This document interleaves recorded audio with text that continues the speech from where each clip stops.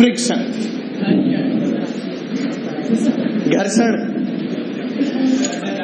चलो सभी लोग हेडिंग डालेंगे बच्चों, शानदार हेडिंग, नया चैप्टर, 2-3 पन्ने छोड़ दो, उसके बाद में हेडिंग डालना फ्रिक्शन। क्या तुम्हें 2-3 पन्ने छोड़ने की वजह पता है? बहुत बढ़िया, 2-3 पन्ने छोड़िए और बढ़िया सी नई नई हेडिंग डालिए, फ्रिक्शन, सुंदर सुंदर। ठीक है, चलो। फ्रिक्शन नहीं होता तो हमारा जीवन नहीं होता, हम आपस में जुड़े हुए नहीं होते, हमारे अंग आपस में जुड़े हुए नहीं होते, हमारे शरीर पर जो बाल हैं वो नहीं टिकते। क्या मेरी बात समझ पा रहे हो? है ना? फ्रिक्शनलेस सरफेस, यार फालतू में नहीं, जबरदस्ती। मैं जो बात बता रहा हूँ उस बात को सुन लो। देख, सरफेस जो होती हैं वो 2 तरह की होती हैं। एक सरफेस होती है स्मूथ और दूसरी होती है कैसी? रफ। हाँ, एक सरफेस कैसी हो गई बेटा? स्मूथ, और दूसरी कैसी हो गई? रफ। तो स्मूथ सरफेस आज तक हम लोग पढ़ते हुए आए हैं। कौन सी सरफेस? Smooth surface. के सरफेस कैसी है? स्मूथ है। आज तक हम लोगों ने कभी भी किसी बार भी बच्चों फ्रिक्शन का नाम लिया नहीं, पर अब हमारी जो सरफेस है वो कैसी होने वाली है? रफ। एक चीज बताओ, क्या ये जो बोर्ड है इसके ऊपर मैं इस चौक से लिख पाता हूँ? लिख पाता हूँ कि नहीं? इस चौक से लिख पाने की वजह क्या है? फ्रिक्शन। इस चौक से लिख पाने की वजह क्या है? फ्रिक्शन। यानी friction is helping me to write. बोलो है कि नहीं? फ्रिक्शन मेरी मदद कर रहा है या नहीं? अगर बताए मैं चौक से लिख ही नहीं पाता तो क्या अपन लोग कभी बोर्ड से पढ़ पाते? बेटा हम लोग मार्कर से भी जब लिख रहे होते हैं, एट दैट टाइम ऑल्सो क्या लग रहा होता है? फ्रिक्शन। किस किस के बीच में? इस सरफेस और चौक के बीच में। क्या तुम लोग समझ पा रहे हो? क्या तुम्हें कुछ समझ नहीं आ रहा? आ रहा है। बेटा हम लोग जो कपड़े वगैरह सिले हुए कपड़े पहनते हैं, हम लोग ये कपड़े कभी सिल ही नहीं पाते अगर उन पार्टिकल्स के बीच में कभी भी फ्रिक्शन मौजूद नहीं होता। ठीक है, तो फ्रिक्शन के कारण ही हम चल पाते हैं, फ्रिक्शन के कारण ही हम एक जगह पर टिक पाते हैं, और फ्रिक्शन ही वो चीज है जिसके कारण हमारे जीवन में नुकसान भी है। नुकसान क्या? चप्पल घिस जाती है? अरे चप्पल घिसती है कि नहीं? या एक बार पहन लो जीवन भर मस्त रहती है? क्या बेटा चप्पल घिसती है? क्या गाड़ियों में वियर एंड टियर होता है? बेटा गाड़ी का टायर जो होता है क्या वो टाइम के साथ में खराब हो जाता है? इन सब चीजों की वजह भी कौन है? फ्रिक्शन। कौन है इन सब चीजों की वजह? फ्रिक्शन। तो अगर बहुत नॉर्मली हम लोग देखें तो फ्रिक्शन हमारे काम का भी है, and at the same time friction हमारी 100% एफिशिएंसी जो होती है उसको खत्म कर रहा होता है। क्या कर रहा होता है? खत्म कर रहा होता है। हमने कहा कि फ्रिक्शन एक ऐसा आदमी है। कैसा आदमी है? ऐसा आदमी जो हमारे जीवन में जरूरी तो है ही, और साथ साथ उसके होने से हमें कुछ नुकसान भी हो रहा है। क्या हो रहा है? नुकसान हो रहा है। तो हमने कहा कि फ्रिक्शन को अगर बहुत अच्छे से डिफाइन किया जाए तो फ्रिक्शन को क्या ये बात बोले जो तुमने शायद बचपन में भी पढ़ा होगा, नेसेसरी इविल। मतलब ही समझ नहीं पता होगा, है ना? हमने कहा कि जो फ्रिक्शन होता है it is a necessary evil. कैसा होता है वो?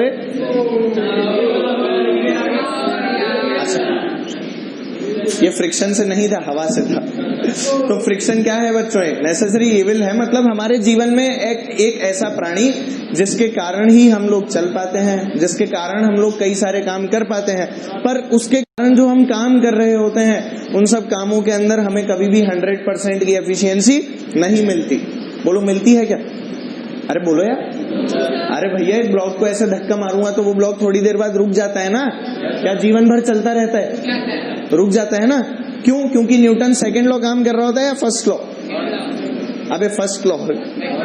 A body at rest tends to remain at rest, and a body in motion tends to remain in motion until unless an external unbalanced force is applied on it. बोलो सही है क्या? तो इसी वाली बात को देखते हुए जब मैं उसको आगे धक्का मारता हूं तो उसके ऊपर कौन सी फोर्स लग रही होती है? फ्रिक्शन। कौन सी फोर्स? फ्रिक्शन। हम लोग जितने भी सरफेस देखेंगे, कोई भी सरफेस रियलिटी में परफेक्टली स्मूथ नहीं होता। कैसा नहीं होता? परफेक्टली स्मूथ नहीं होता। उसके अंदर कुछ ना कुछ रफनेस तो हमेशा होती ही है। क्या मेरी बात समझ पा रहे हो? बेटा उसी रफनेस के कारण कौन आया? फ्रिक्शन। हम लोग चौक से लिखते हैं तो चौक घिसते हुए नहीं देखा तुमने? चौक छोटी होती रहती है ना? क्यों होती रहती है? नहीं होनी चाहिए थी। पर होती है किसके कारण? फ्रिक्शन के कारण। तो क्या फ्रिक्शन लिखने में मेरी मदद कर रहा है, but at the same time क्या इस चौक को छोटा करता जा रहा है? अरे यार, तो क्या मेरा जो इनपुट है मेरे को वो भी एक्स्ट्रा देना पड़ेगा, तभी मेरे को क्या मिलेगा? कुछ आउटपुट। बोलो मिलेगा कि नहीं? इसीलिए हमने कहा कि फ्रिक्शन ने 100% एफिशिएंसी को खत्म कर दिया। क्या कर दिया? खत्म कर दिया। क्या कुछ कुछ समझ में आ रहा है? अरे बोलो यार। बेटा फ्रिक्शन जो है इसको क्या बोला गया है? एक नेसेसरी इविल बोला गया, क्योंकि ये हमारे लिए जरूरी भी है पर बेकार भी है। इविल का मतलब जानते हो ना? दैत्य, डेविल। डेविल में से क्या निकाल दिया? डी, और क्या बोल दिया? इविल। नहीं समझ में आया? डेविल देखा होगा ना, किक में देखा था, बहुत किक देख रहे हो बेटा आजकल, है ना? नहीं मैं नहीं देखी। चलो झूठ क्या नहीं देखी, उसमें क्या हो गया? टीवी पर खूब देखा, और बाकी मोटरसाइकिल की किक भी बहुत देखी, है ना? तो सुन, अच्छा सुन, फालतू के जोक मार रहा हूं मैं, बट घटिया वाले पी जा। तो देख हमने क्या बोला बच्चों फ्रिक्शन के बारे में? एक चीज और, फ्रिक्शन हमेशा रिलेटिव मोशन को अपोज करता है। किसको अपोज करेगा? Relative motion. यानी जब भी दो सरफेसेस के बीच में रिलेटिव मोशन होगा तब फ्रिक्शन एक्ट करेगा, नहीं तो फ्रिक्शन एक्ट नहीं करेगा। क्या मेरी बातें क्लियर हैं? अरे बोलो भाई। तो फ्रिक्शन अपोजेज मोशन कहना क्या गलत होगा? Friction opposes relative motion. Friction किसको अपोज करता है? Relative motion. बेटा मैं जब चल रहा होता हूं तब क्या ग्राउंड रेस्ट पे रहता है? अरे मैं जब चल रहा हूं तब ग्राउंड किस पे है? रेस्ट पे। बोलो है कि नहीं? तो क्या ग्राउंड और मेरे बीच में एक रिलेटिव मोशन हो रहा है? भाई मोशन होता क्या है? जब मैं अपनी पोजीशन एक जगह से दूसरी जगह पर चेंज करूं विद रिस्पेक्ट टू टाइम। बोलो इसी को तो मोशन बोलते हैं। तो हम लोगों ने क्या कहा कि अगर मैं ग्राउंड पे चल रहा हूं तो ग्राउंड तो है रेस्ट पे, मैंने अपनी पोजीशन बदली तो क्या रिलेटिव मोशन हुआ? रिलेटिव मोशन हुआ तो कौन आया बीच में? फ्रिक्शन। कौन आया बीच में? फ्रिक्शन। क्या मेरी बातें कुछ कुछ समझ में आ रही हैं? बेटा कुछ समझ में नहीं आया? अरे आया कि नहीं? और बच्चों इस बात को हम लोग सबसे पहले लिख लेंगे, that it opposes what? It opposes relative motion. कौन सा मोशन बच्चों? Relative motion. ठीक है। और अगर हम इसे माइक्रोस्कोपिक लेवल पर देखें, कौन से लेवल पर? माइक्रोस्कोपिक लेवल पर। ध्यान से देखना बेटा, ये हमारे पास में एक ब्लॉक मौजूद है जिसका मास मान लीजिए कितना है? m। क्या हमें हमेशा ऐसी पिक्चर नजर आती है? भाई ये जो टाइल जिसके ऊपर हम लोग खड़े हैं, इस टाइल को एकदम क्या हम लोग बोलते हैं स्मूथ है, एकदम जबरदस्त। अरे टाइल ज्यादा स्मूथ होती है या पत्थर ज्यादा स्मूथ होता है? टाइल भी तो पत्थर ही होता है भाई। टाइल ज्यादा स्मूथ या रोड ज्यादा स्मूथ? क्या अपन कह सकते हैं? चलो अब देखना रियलिटी में क्या होता है। ये जो टाइल है ना, इसके ऊपर जब मैं खड़ा हुआ हूं तो यहाँ कुछ कांटेक्ट के सरफेसेज होते हैं इस तरह के। ये कांटेक्ट सरफेस होता है असली में। कुछ इस तरह से डिफॉर्मिटी रहती है उस वाले सरफेस में, क्योंकि कोई भी सरफेस प्योरली स्मूथ नहीं होता। क्या तुमने सुना है कि चल चल के सरफेस घिस गया? अबे सुना है ना? चलते चलते सरफेस क्या हो जाते हैं बेटा? चिकने हो जाते हैं। अरे कीबोर्ड की कीज हैं, उसे अपन काम में लेते हैं, वो नंबर उतर जाता है ना। क्यों उतर जाता है? फ्रिक्शन के कारण। आप इतनी बार काम में ले लेते हो कि जो कांटेक्ट उस समय बनता है, उस कांटेक्ट के कारण क्या हो जाता है? फ्रिक्शन जनरेट होता है। और बेटा ये जो कांटेक्ट्स होते हैं ये आपस में एक दूसरे पे स्लाइड करते हैं। क्या करते हैं? स्लाइड। तो अगर ये सरफेस था और अब इस ब्लॉक का सरफेस बना रहा हूं जो नीचे वाला सरफेस है, वो बेटा क्या करता है? इस तरह से इसमें पैक्ड रहता है। ये सरफेस इसके अंदर क्या रहेगा बेटा? ऐसे घुसा हुआ। क्या मेरी बात समझ में आ रही है? मतलब एक तरह से दो जॉज हैं। क्या है बेटा? दांत देखे हैं तुमने? दांत होते हैं ना, जैसे अपने दांत हैं। क्या अपने दांत ऐसे होते हैं कि एक दांत में दूसरा दांत घुस गया? ऐसे थोड़ी होते हैं। पर बेटा शार्क वगैरह के जो दांत होते हैं वो ऐसे होते हैं, ट्राइंगल शेप के। अपने दांत तो सीधे हैं या गैप है अपने दांतों में? किसी किसी का होगा, है ना? पर मैंने कहा कि बेटा शार्क के जो दांत हैं क्या वो ऐसे ऐसे होते हैं? नीचे से भी क्या ऐसे ऐसे होते हैं? शार्क जब किसी को पकड़ती है तो क्या ऐसे सीधे ही दबा देती है? उसका मुंह क्या पूरा बंद हो जाता है तब वो दांत मिलाती है? हम अगर दांत मिलाएंगे तो क्या कभी भी किसी चीज को ऐसे दबा पाएंगे जैसे शार्क दबा पाती है? नहीं। तो ये जो कॉन्टैक्ट्स हैं ये कुछ ऐसे हैं। और ऊपर वाला सरफेस आया तो उसने इसके ऊपर इस तरह से अपने कांटेक्ट को बना लिया। क्या तुम लोग देख पा रहे हो? नहीं नजर आ रहा? क्या एक परमानेंट सा कांटेक्ट बन गया है कि नहीं? अब क्या इसको चलाने के लिए मुझे कुछ फोर्स लगानी पड़ेगी? अरे यार, इसे चलाने के लिए फोर्स लगाऊंगा कि नहीं? तो फोर्स लगाता हूं तो ये वाले कांटेक्ट क्या होते हैं, इधर सरकेगा, ये इधर सरकेगा, ये भी इधर सरकेगा। बोल सरकेगा कि नहीं? पर क्या ये इसे रोकेगा चलने से? अरे बोल यार, रोकेगा कि नहीं? अगर ये कांटेक्ट बहुत मजबूत हुआ, जैसे मान लो कोई बहुत हैवी ऑब्जेक्ट रख दिया, अलवारी रख दूं और बोलूं धक्का मार, क्या तू बड़े आराम से धक्का मार के सरका लेता है? नहीं ना। और ये बैटरी रखी हुई है, मस्त सरक गई, कोई दिक्कत आई क्या? नहीं, क्योंकि यहाँ पर कांटेक्ट स्ट्रॉन्ग नहीं था। अलवारी के केस में कांटेक्ट क्या था बेटा? बहुत स्ट्रॉन्ग, और इसीलिए हम इस कांटेक्ट को ब्रेक नहीं कर पाते। क्या मेरी बात समझ आ रही है? इसीलिए किसी भी चीज को हम फोर्स लगाते रहो, कुछ देर के बाद में वो वाली चीज चलना चालू होती है। बोलो होती है कि नहीं? इसीलिए there is a force which is always required to overcome the condition of rest. पढ़ा था न्यूटन्स फर्स्ट लॉ, है कि नहीं? अनबैलेंस भी हो और कैसी हो, एक्सटर्नल। कुछ याद आ रहा है? चलो, तो हमने फोर्स लगाया और बच्चों ये जो कांटेक्ट था, इस वाले कांटेक्ट को ब्रेक करने की कोशिश की। ये कांटेक्ट टूटता है तो बच्चों क्या सरफेस भी अब अनइवन सी हो जाएगी? अरे होगी कि नहीं? तो बेसिकली हमारी जो चीजों में वियर एंड टियर होता है वो इसी कारण होता है। वियर एंड टियर हो रहा है ना, टायर का घिसना क्यों है? क्योंकि ऐसा कांटेक्ट था सड़क के साथ। अब सड़क पे चलेगा तो उसके दांते जो है वो क्या वो घिस जाएंगे? अरे घिसेंगे कि नहीं यार? यही कहानी यहाँ पर हो रही होती है। क्या तुम्हें कुछ समझ आया? और इसी के कारण क्या जनरेट होता है? फ्रिक्शन। क्या जनरेट हुआ? Frictional force. क्या कुछ समझ पा रहे हो? नहीं समझ पा रहे बेटा? कुछ नहीं समझ में आ रहा है? तो ये कुछ मतलब फ्रिक्शन के बारे में मैं फील दिलाने के लिए तुम्हें इतनी सारी बातें बोल रहा हूं, नहीं तो इतनी बातें बोलने की जरूरत नहीं है। अब सुन मेरी बात, ये जो फ्रिक्शन है इसके टाइप्स क्या क्या होते हैं? फ्रिक्शन के टाइप्स क्या क्या होते हैं? तो बेटा हम लोगों से जब टाइप्स की बात की गई तो हमारे दिमाग में 4 तरह के टाइप्स हैं। कितनी तरह के? 4 तरह के। 1 2 3 4। बेटा पहला टाइप जो हम लोगों ने कहा वो था स्टैटिक फ्रिक्शन। कैसा फ्रिक्शन बच्चों? Static friction. दूसरा फ्रिक्शन आया हमारे जीवन में लिमिटिंग फ्रिक्शन। कौन सा फ्रिक्शन? Limiting friction. बेटा तीसरा फ्रिक्शन आया हमारे जीवन में काइनेटिक फ्रिक्शन। कौन सा फ्रिक्शन? Kinetic friction. और चौथा फ्रिक्शन आया बच्चों रोलिंग फ्रिक्शन। कौन सा? Rolling friction. ये 4 तरह के फ्रिक्शन हम लोगों को देखने को मिलते हैं, ठीक है। पर इनकी खास बात क्या होती है? स्टैटिक फ्रिक्शन हम लोग अभी पढ़ रहे होंगे, लिमिटिंग हम लोग अभी पढ़ रहे होंगे, काइनेटिक भी हम लोग अभी पढ़ रहे होंगे, पर रोलिंग के बारे में अभी हम लोग नहीं पढ़ेंगे। इसकी कहानी कब पढ़ेंगे बेटा? रोटेशनल में। किसमें पढ़ रहे होंगे अपन?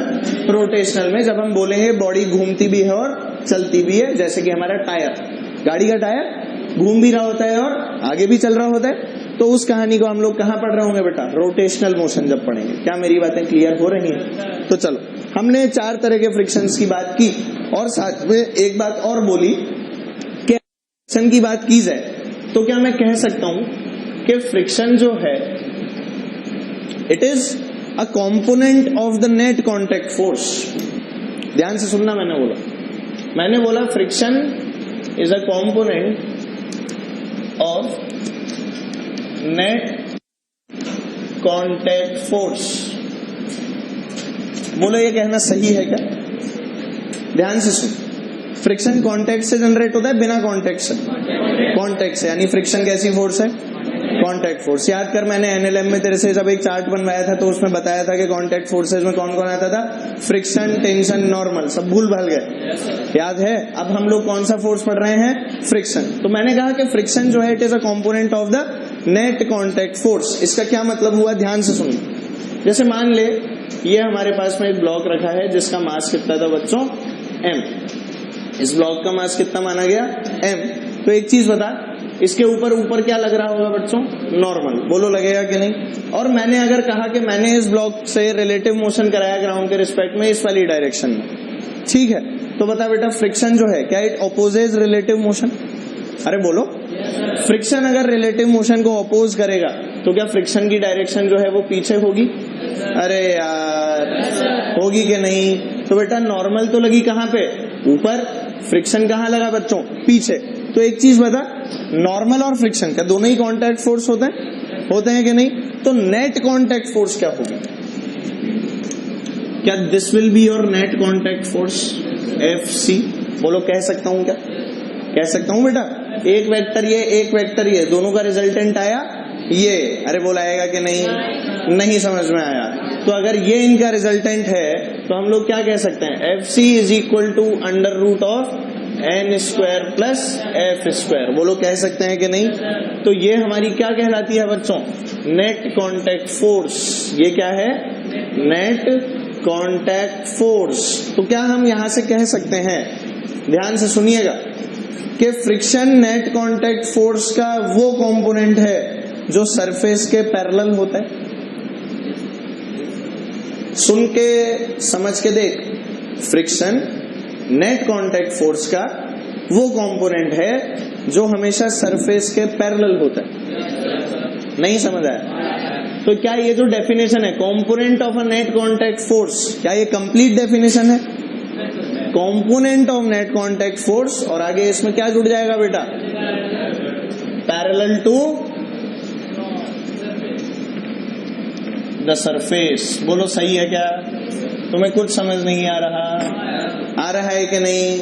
100% बोलिए, पक्का पक्का। और ये जो फ्रिक्शन था, और ये जो फ्रिक्शन था बेटा, फ्रिक्शन की वैल्यू को डिफाइन किया गया म्यू टाइम्स n से।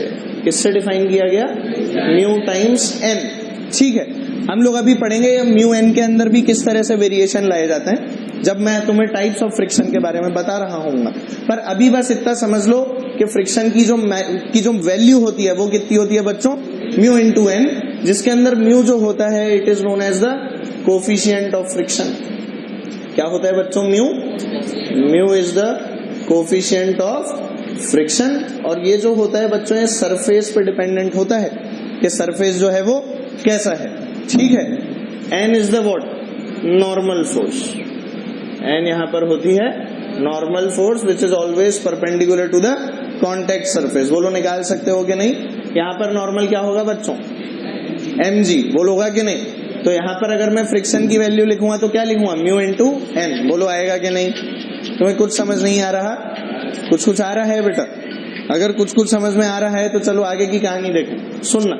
फ्रिक्शन की, अच्छा बहुत सारा बोर्ड भर गया यार, चलो ठीक है छाप लो, उसके बाद बता दो। इसको छापो और कुछ पॉइंट लिखाऊंगा उनको लिखना। चलो लिखो, लिखाऊं? यार बहुत टाइम लगाते हो यार। अरे अब तो लिखाऊं? चलो लिखिए। यहां तक की कहानी सारी नोट कर ली है ना? चलो पहली लाइन स्टार बना के लिखो। फ्रिक्शन को हर जगह ना ऐसे F से डिनोट कर लेना, ये स्टाइल वाला F, ठीक है? और ऐसे लिख लो बेटा, F इज यानी friction is independent of the area of contact. अरे कौन है ये? Friction is independent of the area of contact between the two surfaces. हम फ्रिक्शन को एरिया ऑफ कॉन्टैक्ट से क्या मानेंगे? फ्री मानेंगे, यानी हम ऐसा मान के चलेंगे कि सिर्फ पार्टिकल का एक ही पॉइंट जो है वो ग्राउंड से टच हो रहा है। क्या मेरी बात क्लियर है? अरे समझ गया ना? एरिया ऑफ कॉन्टैक्ट हमें कंसिडर नहीं करना है, ठीक है? Of the area of contact between the two surfaces. Friction is independent of the area of contact between the two surfaces. अगला पॉइंट लिखिए।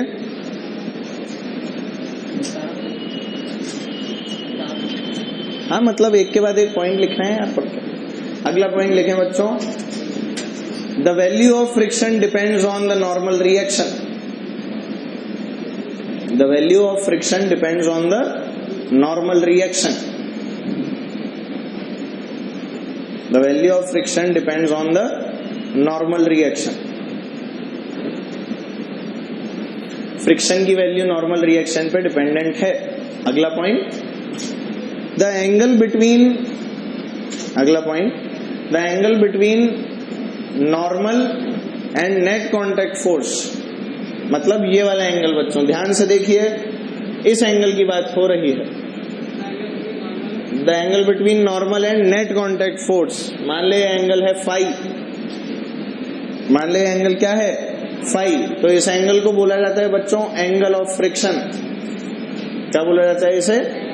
Angle of friction. ठीक है ना? अगला पॉइंट डबल स्टार बना के लिखेंगे। अगला पॉइंट डबल स्टार बना के, friction forms an action reaction pair.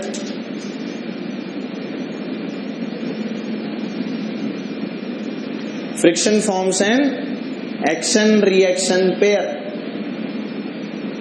Friction क्या बना रहा होता है? एक्शन रिएक्शन पेयर बना रहा होता है। क्या मेरी बात समझ में आई? मतलब जितना फ्रिक्शन मान लीजिए हम पे लग रहा है, क्या उतना ही फ्रिक्शन ग्राउंड पे ऑपोजिट लग रहा होगा? समझ में आ गया ना तुम्हें? फ्रिक्शन हमेशा क्या बनाएगा? Action reaction. और जब भी एक्शन रिएक्शन बनता है तो याद कर, क्या इस तरह की फोर्सेस इंटरनल हो जाती हैं? याद आ रहा है कुछ? और क्या इंटरनल फोर्सेस सिस्टम मानते ही कैंसिल हो जाती हैं? तुझे कुछ याद नहीं आ रहा? इस फंडे को हम लोग कहीं आगे काम में ले रहे होंगे, इसीलिए याद रखिएगा। मैं वहां पे दोबारा आपसे पूछूंगा, पर मुझे पता है कि आप उस समय तक भूल चुके होंगे। ये तो कंफर्म बात है, आप लोग भूल चुके होंगे। अरे भैया सालों हो गए।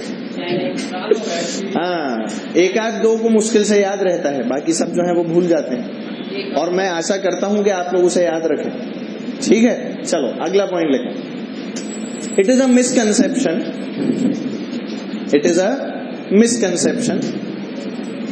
अगेन डबल स्टार बना के लिखना है बेटा इस पॉइंट को। It is a misconception that friction opposes motion.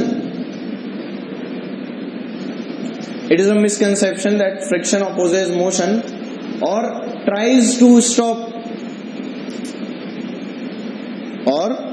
tries to stop a moving body. It is a misconception that friction opposes motion or tries to stop a moving body. Full stop. It acts in such a way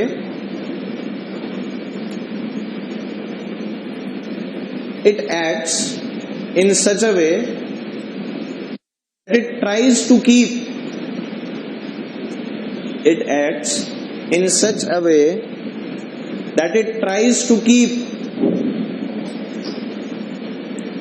two objects together.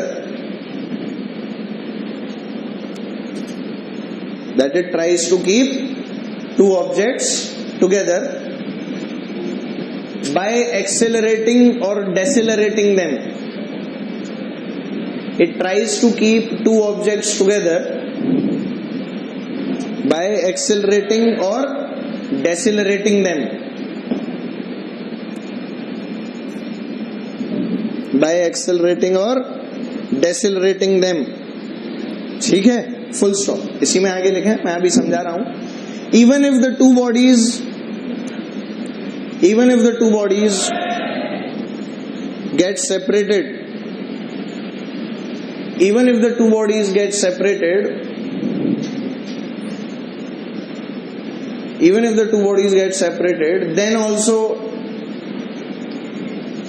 then also friction does not give up.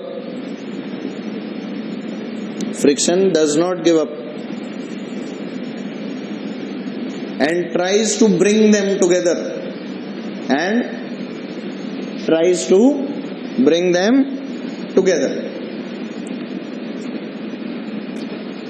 ठीक है, किसी को कुछ समझ में आया क्या लिखा है?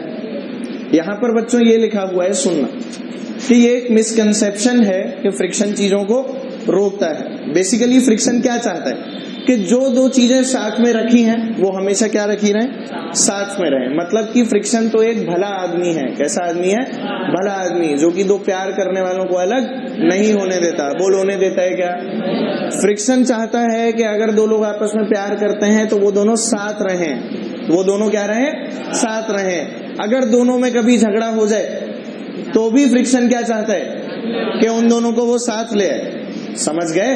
अगर दोनों अलग होने की कोशिश भी करें तो भी फ्रिक्शन क्या है? एक बढ़िया भला आदमी जो कि अलग होने के बाद भी क्या करेगा? कोशिश करता रहेगा कि उन दोनों को क्या ले आए? साथ ले आए। ठीक है, साथ रखने के लिए वो जीतोड़ मेहनत करता है। फॉर एग्जाम्पल, मैंने इस वाली चौक को बोला ये चौक यहाँ पर चली, ये वाली चौक यहाँ पर चली। शायद चौक आपको नजर नहीं आ रही।